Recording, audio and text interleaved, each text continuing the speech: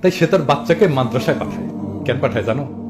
পাঠায় এই জন্যে যে সে শুনছে যে তার সন্তান যদি একজন আলেম হয় তার সোয়াবের ভাগে হয়তো সে জান্নাত পাবে। সে শুনছে তিরমিজি শরীফের হাদিস মতে 10 জনকে সুপারিশ করতে পারে জান্নাতে নেওয়ার জন্য। একজন আলেম, যিনি একজন ভালো মুসলমান, যিনি ভালোভাবে কোরআন আমৃত্যু মুখস্থ রাখতে পারেন। তাই বাংলাদেশের সাধারণ মানুষ মনে করে খোদা তাআলা হয়তো দয়া করবেন, হয়তো তার ছেলের সোয়াবে পুলসিরাত পার হয়ে যাইতে পারবে।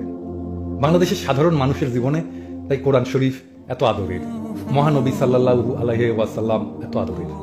তাই সে মাদ্রাসার ওই ছোট ছোট সলবল ওদের মহব্বত করে ডাকে, কি জানো কি বলে ডাকে? কোরআনের পাখি। আর সেই মাদ্রাসার বাচ্চাদের তুমি পাখির মতো গুলি করে মারছো। তুমি ছাত্রদের ওস্তাদদের জেলে নিছো। সাধারণ মানুষ তোমাকে কোনোদিন ক্ষমা করবে? শোনো শুভু,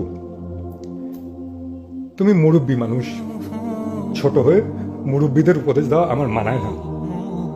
তাও তোমার হাউস, তুমি দেশ চালাবা। দেশ কেমনে চালাইতে হয় জানো? কঠিন না কাজটা, কাজটা সহজ। খলিফা হারুন রশিদ এই কাজটা করতেন। তিনি ঘুরে ঘুরে দেখতেন তার রাজত্বে সবচেয়ে দিনহীন কে, সবচেয়ে দরিদ্র কে, সবচেয়ে কাতর লোকটা কে। খলিফা তার সমস্ত শক্তিকে ও সবচেয়ে দুর্বল মানুষটার জন্য নিয়োগ করতেন। অথচ তুমি দেখো, তুমি দরিদ্র মানুষদের যে ঘরটা দিলা, সে ঘরটা ভেঙে পড়ল।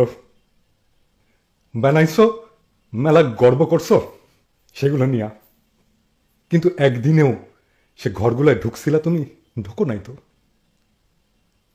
বড়লোকদের বিল্ডিং বানাইছো অনেক। এই যে কাকরাইলে বিচারপতিদের নজর কাড়া বিল্ডিং বানাইলে আমি গেছিলাম, ওইটা তো ভাঙে না। গরিবের ঘরটাই ভাঙে।